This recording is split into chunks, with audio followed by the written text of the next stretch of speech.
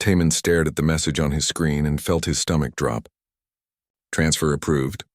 Cultural liaison duties. Effective immediately. This was not what he signed up for. He came to the Galactic Institute to study alien biology. He wanted to discover new life forms and understand how different species evolved. Instead, they were sending him to babysit. The Institute floated in orbit above a blue planet called Deneb Prime. It was huge, almost like a small city in space. Over 3,000 different species worked here, doing research and sharing knowledge. Humans joined only 12 years ago. They were still the new kids, still trying to prove themselves. Taman walked through the curved hallways toward Director Thexalon's office. The director had 4 arms and looked like a giant insect covered in blue armor. He was in charge of station operations and apparently had special plans for Taman. "Dr. Kang," the director said, his voice clicking and whistling through a translator. "Thank you for coming." "I received the transfer notice," Taman said carefully. "I was hoping there might be some mistake." "No mistake. We need someone with your patience for a special assignment." The director pulled up a file on his screen. "Ambassador Shira Velker has requested assistance. She has 2 young cubs who need supervision during the treaty negotiations." Taman felt his hope dying. Babysitting. They wanted him to babysit alien children while their parent worked on important diplomatic stuff. This was even worse than he thought. "The cubs are proving difficult," the director continued. "They have gone through 5 caretakers in 3 weeks. The ambassador is desperate. If she cannot find proper care, she will have to leave the negotiations. This would be very bad for the Alliance." "What happened to the other caretakers?" Taman asked. The director's mandibles clicked nervously. "1 quit after the first day. 2 others lasted 3 days each. The 4th made it a week before requesting immediate transfer. The 5th is currently in medical bay recovering from minor injuries." "Injuries?" "Velker and cubs have very sharp teeth when frightened. But I am sure you will do better. Humans are known for their adaptability." That was how Taman found himself standing outside Ambassador Shira's quarters an hour later. He pressed the door chime and waited. The door opened to reveal a tall being covered in sleek silver fur. She had small horns on her head and a long tail that moved behind her like it had a mind of its own. Her eyes were large and golden, and right now they looked very tired. "Dr. Kang, please come in." Her voice was musical even through the translator. "I apologize for the state of things." The quarters looked like a tornado hit them. Furniture was knocked over. Papers were scattered everywhere. Something sticky covered one wall. And in the middle of the chaos sat 2 small creatures that looked like miniature versions of the ambassador. One had silver fur with blue tones. The other was golden with copper highlights. Both had tiny horns and long tails. They were currently building some kind of fort out of cushions and didn't seem to notice Taman at all. "These are Nari and Haru," Ambassador Shira said. "They are 4 years old by your calendar. Very intelligent, very curious, very energetic, very destructive," Taman added, looking at the sticky wall. The ambassador's ears drooped. "I know how this looks, but they are good cubs. They are just having trouble adjusting." The other caretakers tried to control them with strict rules and discipline. "It did not work. What do you want me to do differently?" "I do not know," the ambassador admitted. "But I am out of options. The negotiations start tomorrow and will last 6 weeks. I cannot bring the cubs with me. The sessions run 12 hours a day. If I have to leave to care for them, the whole alliance falls apart. 5 species are depending on this treaty." Taman looked at the cubs again. They had abandoned the fort and were now trying to climb the wall using their claws. The silver one, Nari, made it halfway up before falling onto a pile of cushions. The golden one, Haru, laughed and tried the same thing. "All right," Taman said. "I will try." The ambassador's whole body sagged with relief. "Thank you. Thank you so much. I will send you all the information about their feeding schedule, sleep requirements, and safety protocols." That evening, Taman met his friend Yunji at the station's observation deck. She was an astrophysicist who studied how stars formed. They became friends during their first week at the institute when they both got lost trying to find the cafeteria. "So let me get this straight," Yunji said, trying not to laugh. "You are now a space nanny?" "Cultural liaison," Taman corrected. "Space nanny," Yunji repeated. "How did this happen?" "You are a xenobiologist. You study alien life, not raise it." "Apparently I am patient. The director thinks that is important." Taman stared out at the stars. This is not what I wanted, Unji. I came here to do real research. Maybe it is temporary, Yunji offered. 6 weeks, right? Then you can get back to your real work. If I survive 6 weeks, the first day started badly. Taemin arrived at the ambassador's quarters at dawn. She rushed out immediately, late for her first negotiation session. The cubs watched her go with sad eyes, then turned to look at Taemin. Hello, Taemin said. I am Dr. Kang, but you can call me Taemin. Nari tilted her head. Haru's tail twitched. Then they both smiled, showing very sharp teeth. 3 hours later, Taemin was regretting every life choice that led him to this moment. Nari had climbed into the ventilation system and refused to come out. Haru had found the water controls and flooded the bathroom. Both cubs thought this was hilarious. Taemin tried everything the previous caretakers reported. Firm commands, timeouts, reward systems. Nothing worked. The cubs ignored him completely, or worse, saw his attempts as new games to play. By lunchtime, other residents were complaining about the noise. A security officer stopped by to ask if everything was all right. Taemin, covered in water and with Nari hanging from his shoulder, after he finally got her out of the vents, could only nod weakly. That night, after the ambassador returned and the cubs were finally asleep, Taemin collapsed in his own quarters. His message alert blinked. 3 different researchers had sent him sympathetic notes. Apparently word was spreading about the human who took the impossible job. Yunji's message was more direct. Still alive? Taemin typed back, barely. This is going to be a very long 6 weeks. He looked at his research notes still open on his desk. His real work was waiting. All his careful studies of alien ecosystems and biological adaptations. Instead, he was spending his days chasing 2 tiny tornadoes around the station. Taemin closed his eyes. Tomorrow he would try again. He had to. The ambassador was counting on him. The Alliance was counting on him. And somehow, despite everything, those 2 chaotic little cubs were counting on him too. He just hoped he could figure out what they actually needed before they destroyed the entire station. On the 4th day, Taemin gave up trying to control Nari and Haru. Nothing worked anyway. Every trick the previous caretakers tried had failed. Every method the ambassador suggested made things worse. The cubs were smart, energetic, and completely uninterested in following rules. So Taemin stopped trying. Instead, he did something different. He brought them to his lab. The director probably would not approve. The lab was full of expensive equipment and delicate samples. But Taemin was desperate. He had his own work to do, reports to finish, and data to analyze. He could not spend another day chasing cubs around the station. These are my work tables, he told them. You cannot touch anything without asking first. Understood?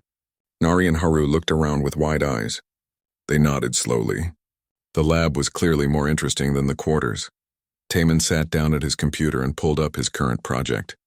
He was studying the atmosphere of a planet called Kepler 442b. The data showed unusual gas patterns that might indicate volcanic activity. He started working, half expecting the cubs to get bored and start causing trouble. Instead, Haru climbed onto the chair next to him and asked, "What are you doing?" Taemin almost ignored the question, but something made him answer. "I am looking at a planet. See these colors? Each one shows a different gas in the air. Why?" Nari asked, appearing on his other side. "Because gases tell us about what is happening on the planet, like how smoke tells you there is fire." "What is fire?" Haru asked.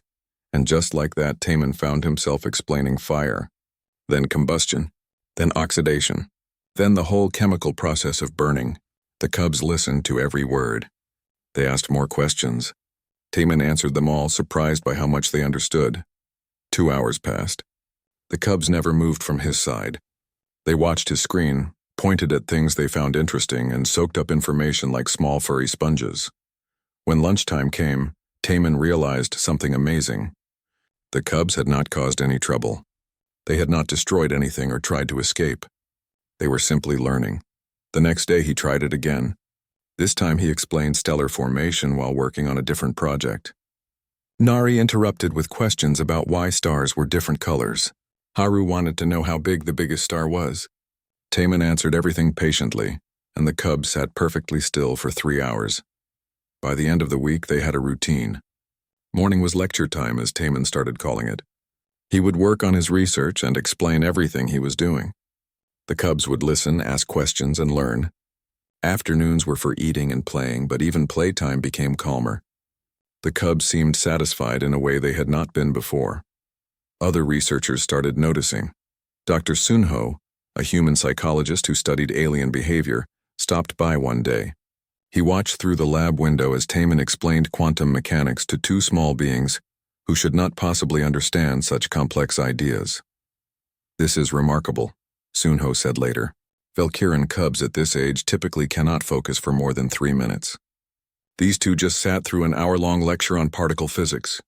They are smart," Taemin said simply. "It is more than that. Do you know about Valkyrian development?" Taemin shook his head. "Cubs go through an intense learning phase between ages 3 and 5. Their brains form critical connections during this time. They need mental stimulation the way human children need food. Without it, they become anxious and act out." Taemin thought about the chaos of the first 3 days. The climbing, the flooding, the constant destruction. They were not being difficult. They were understimulated. Exactly. The other caretakers tried to tire them out physically. Exercise, games, running around. But what Nari and Haru needed was mental exercise. They needed to learn. You figured out what no one else did. Taemin felt strange. He had not figured anything out. He just gave up on controlling them and did his own work instead. But maybe that was the answer all along. Stop trying to manage them like problems and start treating them like the smart, curious beings they were. Word spread through the station. The human who tamed the impossible cubs. Scientists from different species started finding excuses to walk past Taemin's lab during lecture time. They would peer through the window at the strange sight of a human explaining complex science to two attentive cubs. Ambassador Shira noticed the change too. She came home each evening to find her cubs calm and happy instead of wild and destructive. They talked about what they learned that day, using words she did not expect them to know yet. "What are you doing with them?" she asked Taemin one evening. "Just talking," he said. "I explain my work." "They listen." "Just talking," the ambassador repeated, her tail swishing thoughtfully. 5 caretakers tried everything. Special training programs, entertainment systems, strict schedules, and you succeeded by just talking. "I think they wanted someone to take them seriously," Taemin said. "Everyone treated them like small children who needed to be managed. But they are smart. They understand so much more than people think." The ambassador looked at him for a long moment. Then she did something surprising. She bowed her head, a gesture of deep respect in her culture. "Thank you, Dr. Kang. You have given me back my cubs." That week, something shifted for Taemin too. He stopped seeing this assignment as a waste of his time. The cubs were fascinating in their own way. Watching them learn, seeing their eyes light up when they understood something new, hearing their questions that sometimes made him think differently about his own work. This was not the research he planned, but it was research nonetheless. On the 10th day, Taemin was explaining gravitational lensing. He used a simulation to show how massive objects bent light around them. Nari asked if that meant you could see things that were hidden. Haru wanted to know if you could bend light to become invisible. Taemin answered both questions carefully, enjoying their creativity. He was halfway through explaining why invisibility did not work that way when he felt a weight against his right shoulder. Haru had leaned against him and closed his eyes. Taemin froze. Should he move? Wake the cub? But Haru looked so peaceful, his small chest rising and falling steadily.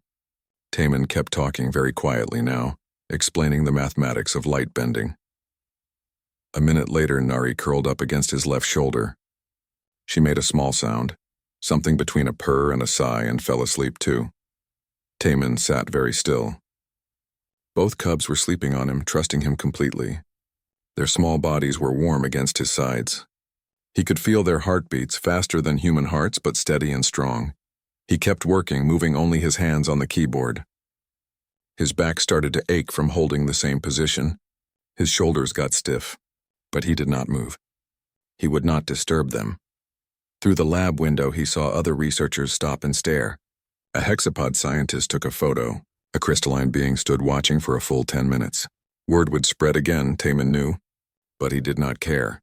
When Yoonji came to find him later, she stopped at the door. She looked at him with the 2 cubs sleeping against him, still typing away at his research. She smiled but said nothing, just backed away quietly and left him there. The cubs slept for 45 minutes. When they woke up, they looked at Taman with sleepy eyes and smiled. Haru patted his arm. Nari made that purring sound again. That evening, Ambassador Shira picked up her cubs and noticed something different. They were not just calm. They were happy. Truly, deeply happy. "What did you do today?" she asked them. "Learned about light?" Nari said. "And we slept on teacher," Haru added. "Teacher?" The ambassador looked at Taman. He shrugged, a little embarrassed. "They started calling me that." The ambassador's eyes went wide, then soft. "In our culture, cubs only sleep near those they consider family. They must feel very safe with you." Taman looked down at Nari and Haru. They were holding hands now, swinging them between their bodies. Two small beings from a completely different world, and somehow, they chose to trust him. For the first time since getting the transfer notice, Taman felt like maybe this assignment was not a mistake after all. The door to Cargo Bay 3 opened, and the cubs rushed inside. They moved faster than Hana had seen them move before. Their weakness seemed forgotten. All that mattered was the food. Navi reached Hana first. The eldest cub held up the metal container, the makeshift bowl with both front paws. Those huge purple eyes stared at the roasted chicken with something like wonder. "Please," Navi said through the translator. The word was simple, but it carried so much hope. Hana felt tears burning in her eyes. She blinked them away and smiled. "Of course, sit down. Let me serve you properly." The cubs sat on the cargo bay floor, still holding their bowls. The two younger ones chirped excitedly, their crystal fur beginning to glow with warm golden light. Hana had never seen that color on them before. It was beautiful. She carefully took pieces of chicken and placed them in each bowl. She didn't know how much they should eat, so she started small. Better to give them more later than make them sick now. The cubs didn't wait. They ate like they had been starving for years, which Hana thought they probably had been. Their whole lives eating the bland synthesized food of modern Velen society, never knowing what real cooking tasted like. Navi ate more slowly than the younger ones, but still with obvious hunger. After the first bite, the cub closed her eyes and made a sound. Not a chirp, something deeper, almost like a purr. "Good?" Hana asked softly. Navi opened her eyes. They were wet. "I did not know," the cub said. "I did not know food could be like this. Grandmother told stories. She said food used to taste of sunshine and rain and earth. I thought she was making it up." Hana sat down on the floor next to them. "Your grandmother was right. Real food takes time. It takes care, but it's worth it." By now, Dr. Jiwan and Officer Hyen had reached the cargo bay. They stood in the doorway, watching. The doctor looked amazed. "They're vital signs," she whispered, checking her medical scanner. "They're improving fast. How is this possible?" "It's real food," Hana said. "Their bodies know how to process it." The cubs finished their first portions and looked at Hana hopefully. She laughed and gave them more. This time they ate slower, savoring each bite. Their crystal fur was now glowing bright gold and blue, colors shifting like northern lights. Word spread through the ship quickly. By the time the cubs were finished eating, half the crew had gathered outside the cargo bay. Captain Minho arrived last, pushing through the crowd. He looked at the cubs, who were now lying on their backs on the floor, their bellies full, their fur glowing with happiness. Then he looked at Hana. "It worked," he said. "Yes, sir. Can you keep doing this? Cooking for them?" "As long as they need me to." The captain nodded. "Good. Make it official. You're now in charge of the cubs' nutrition. Whatever you need, you have permission." Over the next few weeks, cooking for the cubs became part of Hana's daily routine. She woke early to prepare breakfast. Eggs, usually, sometimes fish from the ship's small aquarium. The cubs loved fish. For lunch, she made simple meals. Roasted vegetables, grilled meat soups. The cubs tried everything with curiosity and delight. They asked questions about each ingredient. Where did carrots come from? What made bread rise? Why did onions make your eyes water? Dinner was Hana's favorite time. She would make more elaborate meals, teaching the cubs about different cooking methods: baking, frying, steaming, braising. Each method changed the food in different ways. The cubs grew stronger every day. Their crystal fur became thick and lustrous. They gained weight. They played in the corridors, chasing each other and making everyone laugh. They were becoming healthy, happy children again. But more than that, they were learning. Navi especially watched everything Hana did in the kitchen. The cub asked to help and Hana taught her how to crack eggs, how to stir a pot without burning yourself, how to know when meat was cooked through. Why did your people stop cooking? Hana asked one evening as they prepared dinner together. Navi was quiet for a moment, carefully chopping vegetables with her clawed paws. It happened slowly, the cub said. First, the machines could make food faster, then cheaper, then people forgot how to cook. My grandmother said that once every Velen family had recipes passed down for generations, stories told around the dinner table. But now, Navi's fur flickered with sadness. Now we just press buttons. Do you miss it? Hana asked. I never had it to miss. Until now. Navi looked at Hana. You gave us something we didn't even know we lost. The words made Hana think. Humanity was often looked down upon by other species. Humans still cooked. They still farmed. They still did things by hand when machines could do them faster. Other species called it primitive, inefficient. But maybe humanity was holding on to something important, something that couldn't be measured in efficiency or speed. One night, Officer Dabin joined them for dinner, then Engineer Suho, then Dr. Jiwan. Soon, the evening meals in Cargo Bay 3 became a gathering for the whole crew. They would sit on the floor in a circle, eating together, talking and laughing. Officer Dabin brought her mother's recipe for spicy stew. Engineer Suho made noodles from scratch. Even Captain Minho, who claimed he couldn't cook, made a simple rice dish that everyone loved. The cubs watched everything with fascination. They tasted dishes from a dozen different Earth cultures: Korean, Chinese, Indian, Italian, Mexican. Each meal was a lesson in history and culture. Every recipe has a story, Hana explained one evening. This curry was created hundreds of years ago by traders mixing spices from different countries. This pasta was invented by poor farmers who had only flour and water. This soup was made by grandmothers to warm their families on cold nights. So food is not just food, Navi said slowly, understanding. It is memory. It is family. It is love, yes, Hana said, smiling. Exactly. As the weeks passed, Navi grew more confident in the kitchen. The cub could now prepare simple meals without help. The two younger cubs were learning too, though they were more interested in eating than cooking. Hana started writing everything down. Every recipe, every cooking method, every story behind each dish. She was making a book, a guide that would help the cubs remember what they learned here. One evening, Captain Minho came to Cargo Bay 3 alone.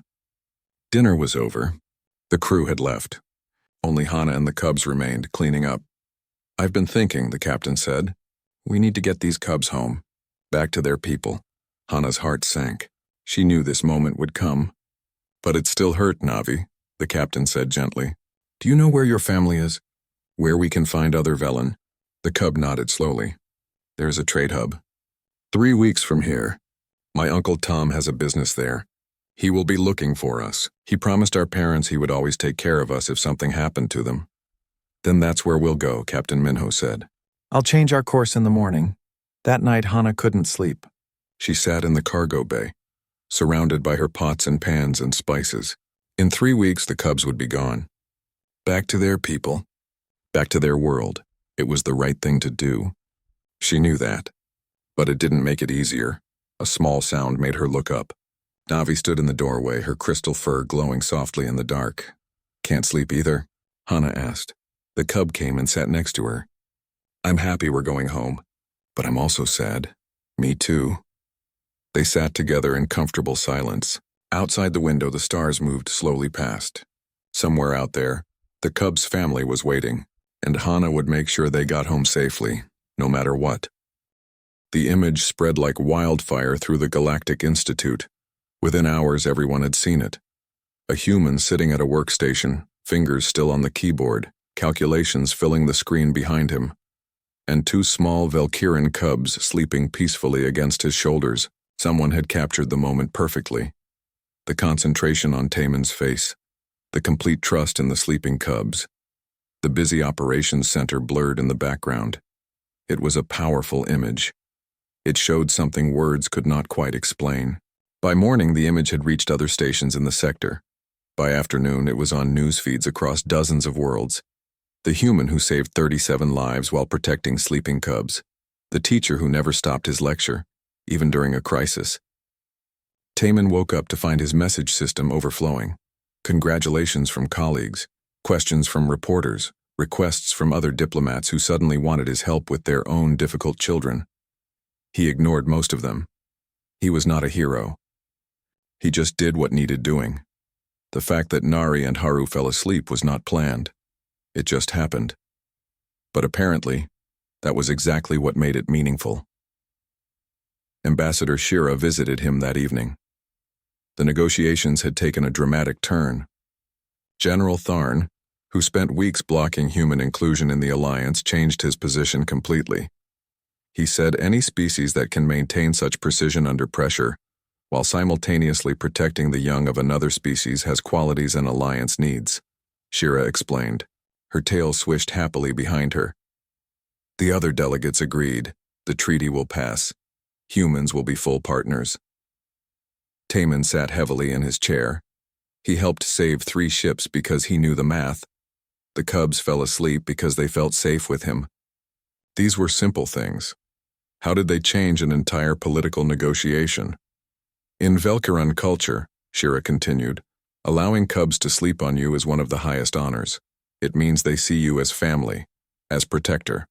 For you to maintain perfect focus while bearing that responsibility, while lives hung in the balance.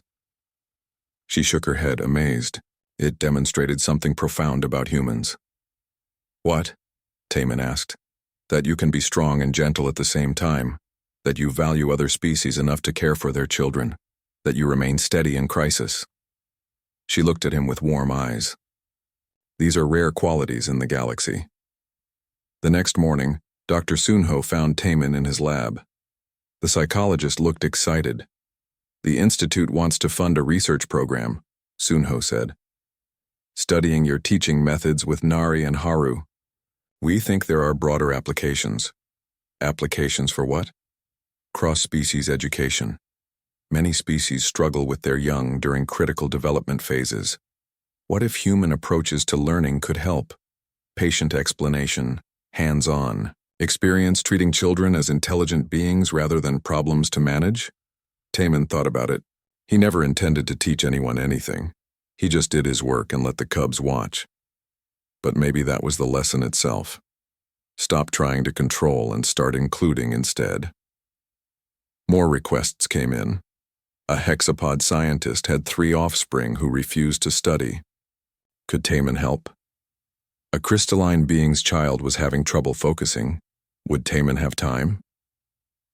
2 diplomats from completely different species both asked the same question at the same time. Taman felt overwhelmed. He was one person. He could not help everyone. Besides, he still had his own research to do. His studies of planetary atmospheres and alien ecosystems. The work he actually trained for.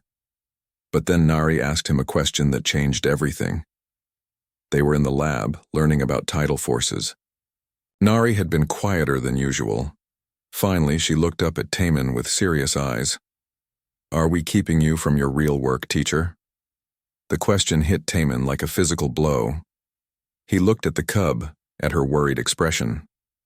Why would you think that? I heard you tell Yunji that you came here to study planets, not teach cubs. Are we making you sad? Haru climbed onto Taman's lap, looking equally concerned. We can be better. We can be quieter. Taman felt his throat tighten. These 2 small beings, so worried about being a burden, when actually, they had become the best part of his day. No, he said firmly, pulling both cubs close. You are not keeping me from anything. You are not making me sad. I was wrong when I said that. This is real work. Teaching you, watching you learn, seeing you grow. This is the most important work I have ever done. And saying it out loud, Taman realized it was true. That evening, he met with Director Thexalon. We would like to offer you a permanent position, the director said. Creating an interspecies education program here at the Institute. It would be prestigious. Well-funded. You would train other teachers, develop curriculum, research best practices across multiple species. What about my xenobiology research? You would be studying the most complex biology of all. How different species learn. How minds develop across vastly different evolutionary paths. How to build bridges between beings who think in completely different ways. The director leaned forward. Is that not xenobiology at its finest? Taman thought about planets and ecosystems, about the research he planned, about comfortable lab work analyzing data from probes. Safe. Predictable. Lonely. Then he thought about Nari's questions. Haru's laugh. The way both cubs looked at him like he hung the stars in the sky. The other children he could help. The families he could support. I will do it, he said. But I need help. I cannot do this alone. We will provide whatever support you need. The program launched 3 weeks later. Taman worked with 12 different species initially. He quickly learned that his methods with Nari and Haru did not work for everyone. Crystalline beings learned through resonance patterns. Gaseous entities needed completely different approaches. Insectoid species had their own unique developmental needs, but the core principle remained the same. Treat children as intelligent beings. Include them rather than control them. Listen to their questions. Answer honestly. Give them challenges that match their capabilities. Yunji joined the program, designing learning materials for different species. Dr. Sunho documented everything for his research. Other human teachers arrived from Earth eager to help. The program grew faster than anyone expected. Not everyone was happy about it. A counselor named Vexara publicly criticized the program. Humans presume to teach us about our own children? She demanded in an open forum. This is cultural imperialism, arrogance from a species barely out of their own solar system. Her words hurt. Taman wondered if she was right. Was he being arrogant, assuming human ways were better? The next day, he restructured the entire program. Instead of teaching, it became collaborative. Each species shared their own approaches to learning. Humans contributed their methods, yes, but so did everyone else. They learned from each other. The Nethril species, Vexara's people, had something called shadow play teaching. When Taman studied it, he found it brilliant for visual learners. He adapted it, combined it with human storytelling techniques, and Valkyrian developmental understanding.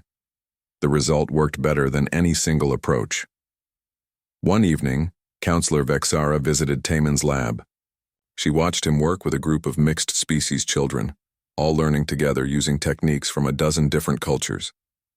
After the session ended, she approached him. I was wrong about you, Dr. Kang. You do not claim to have all the answers. You simply ask the right questions and listen to the responses. I was wrong too, Taman admitted. I thought I had to have all the answers. But the best teaching comes from learning together. That night, Taman stood in his quarters looking at his old research notes. Planetary atmospheres, chemical compositions, orbital mechanics, all important work. But it felt distant now, like looking at someone else's life. His new research was here, in how Nari's mind worked differently from Haru's, in why crystalline children learned through vibration, in the 1,000 small ways beings from across the galaxy connected with each other. He was still a xenobiologist. He was still studying alien life, just in a way he never expected. And he had never been happier. The 6 weeks ended faster than Taman expected. Ambassador Shira's negotiations concluded successfully. The alliance was formed. 5 species, including humans, joined together in mutual protection and cooperation. It was historic. It would change the balance of power in the entire sector. But Taman barely noticed the political implications. He was focused on something much more personal. Nari and Haru had to leave. He knew this day would come. The assignment was always temporary. 6 weeks of care while their guardian worked. Now the work was done. The cubs would go home with Ambassador Shira to their home world. This was always the plan. Knowing it did not make it easier. On their last day together, Taman prepared a special lecture. He talked about cycles, how stars were born from dust and gas, lived their bright lives, then died and scattered their matter back into space. How that matter formed new stars, new planets, new possibilities. How nothing was truly lost, just transformed. How connections persisted across time and distance. Nari listened quietly, her tail wrapped around Taman's arm. Haru sat in his lap, unusually still. They understood what was happening. even if no one said it directly. "Will you forget us, teacher?" Nari finally asked, her voice small. Taman felt his chest tighten. He pulled both cubs close. "Never. You taught me as much as I taught you." "Maybe more. What did we teach you?" Haru asked. "That the most important work is not always the work you planned. That family can cross any boundary. That sometimes the best thing you can do is slow down and really listen." He paused, choosing his words carefully. "You taught me that I was looking for meaning in the wrong places." The cubs presented him with a gift that evening. It was their star map, the one they had been working on for weeks. Taman's eyes widened as he looked at it. What started as crude drawings had become sophisticated and accurate. The map showed dozens of star systems with proper coordinates, orbital paths, and even gravitational influences marked correctly. "You made this?" he asked, amazed. "We listened to all your lectures," Nari said proudly. "We remembered." "So you would not forget us," Haru added. Taman could not speak. He just held them, memorizing the feeling of their small bodies against his, the warmth of their fur, the sound of their breathing. Everything he would miss. Ambassador Shira came to collect them the next morning. She looked at Taman with understanding in her golden eyes. "They love you very much. In our culture, that bond is sacred. You will always be their teacher." "Their family, can I write to them?" Taman asked. "Of course. And they will write back. This is not goodbye forever, Dr. Kang. This is just a new phase." The cubs hugged him one last time, long, tight hugs that spoke more than words could. Then they left, holding their mother's hands, looking back at Taman until the door closed between them. The lab felt empty without them. Taman sat at his desk, staring at the star map they gave him. 6 weeks, such a short time. How did two small beings change his entire life in just 6 weeks? Yoonji found him there an hour later. She did not say anything, just sat beside him in supportive silence. "They will be okay," she finally said. "You taught them so much, I know. I just miss them already. You have other students now. The program is growing." It was true. The Interspecies Education Initiative now included 47 different species. Teachers from across the galaxy were learning and sharing techniques. Children who struggled before were thriving. Families were reconnecting with their young. The impact rippled outward in ways Taman never imagined. But none of it would have happened without two impossible cubs who needed someone to really see them. Messages from Nari and Haru arrived regularly. They told him about their home world, about the advanced learning programs they entered, about how they used his teaching methods with younger cubs. They still called him teacher. They always would. 6 months after they left, Taman received an unexpected message. The galactic community was awarding him the Starbridge Medal. It was one of the highest honors they gave, reserved for those who significantly advanced interspecies cooperation. Only 17 beings received it in the past 300 years. Taman did not want to go to the ceremony. He did not do this work for recognition. But Director Thexulan insisted. "This is bigger than you now. The program needs this visibility. And frankly, you have earned it." The ceremony took place in the Grand Hall of the Institute. Thousands attended in person. Billions watched across the sector. Representatives from dozens of species gave speeches about the education initiative, about building bridges, about the future of interspecies cooperation. Taman sat through it all feeling like an imposter. He just talked to some cubs about his work. How did that become this? Then he saw them. In the crowd, sitting with Ambassador Shira, Nari and Haru. They had grown. Taller, with longer horns and more developed features. But he would know them anywhere. The moment they saw him looking, they waved frantically, their tails swishing with excitement. After the official presentations, after he received the medal, after the formal speeches ended, the cubs rushed to him. They crashed into him with enough force to nearly knock him over. Taman did not care about dignity or protocol. He knelt down and held them tight. "Teacher!" "We missed you," Haru said, squeezing hard. "Did you get our messages?" Nari asked. "We sent 47. I got every single one. Read them all at least twice."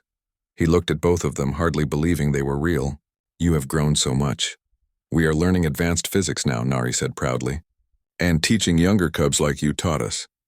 During Taman's acceptance speech, he talked about connections, about how one small moment of trust can change everything, about how the best discoveries come from unexpected places. He talked about learning and teaching, about family that crosses species, about the power of simply listening. Halfway through his speech, he felt that familiar weight against his shoulders. First Haru, then Nari. Both cubs had fallen asleep on him again, right there in front of thousands of people and billions of viewers. Taemin paused, smiled, and kept talking, barely moving, protecting the sleeping cubs just like he did during the crisis 6 months ago. The message was clear. Some things were more important than ceremony. Some bonds transcended everything else. The image went viral again, the human teacher with sleeping cubs on his shoulders, accepting the highest honor while prioritizing their comfort. It became a symbol, not of human superiority but of connection, of care, of what the galaxy could be when beings truly saw each other. Later that evening, after the ceremony ended and the crowds dispersed, Taemin sat with the cubs and Ambassador Shira in a quiet observation deck. They watched the stars together, talking about everything and nothing. A young human approached them hesitantly. She looked nervous, carrying a datapad and wearing a new institute badge. Taemin recognized the look. New arrival, uncertain, probably just got assigned to something she did not expect. Dr. Kang, I'm sorry to interrupt. I am Jiwan. I just arrived from Earth. They assigned me to cultural liaison duties, and I was hoping maybe you could give me some advice. I have 3 crystalline offspring to supervise starting tomorrow, and I have no idea what I am doing. Taemin smiled. He remembered that feeling. The disappointment. The confusion. The certainty that this was not real work. The best advice I can give you is this, he said. Do not try to control them. Just talk to them. Tell them about your work. Share what you know. Treat them like the intelligent beings they are. You might be surprised what happens. Jiwan looked skeptical but nodded. She thanked him and left, probably thinking he gave her useless advice. Yunji, who had been listening nearby, laughed. Think she will figure it out? Eventually. Just like I did. Just like everyone does when they stop trying to find meaning in the places they expected and start seeing what is actually in front of them. That night, in his quarters, Taemin looked at the star map Nari and Haru gave him. He had it framed now, hanging on his wall. Next to it were photos of other students, dozens of them from dozens of species. Each one taught him something. Each one changed him in small ways. But the map from the cubs held a special place. Because they were first. Because they saw something in him before he saw it in himself. Because they chose to trust a confused human who had no idea what he was doing. His communicator blinked with a new message. From Nari and Haru, sent from their ship as they traveled back home. Thank you, teacher, for everything. We will make you proud, Taemin typed back quickly. You already have. And thank you for teaching me what really matters. He looked around his quarters, at his research notes now focused on cross-species cognitive development, at his schedule full of teaching sessions and curriculum development, at the messages from families thanking him for helping their children. This was not the life he planned, not the career he imagined, but it was the life he needed, the work that mattered, the place where he belonged, all because 2 small cubs fell asleep on his shoulders and taught him that the most important discoveries are not found in distant stars. They are found in the connections we make, in the trust we build, in the simple act of caring for another being, no matter how different they might seem. That was the real research. That was the work worth doing. That was everything.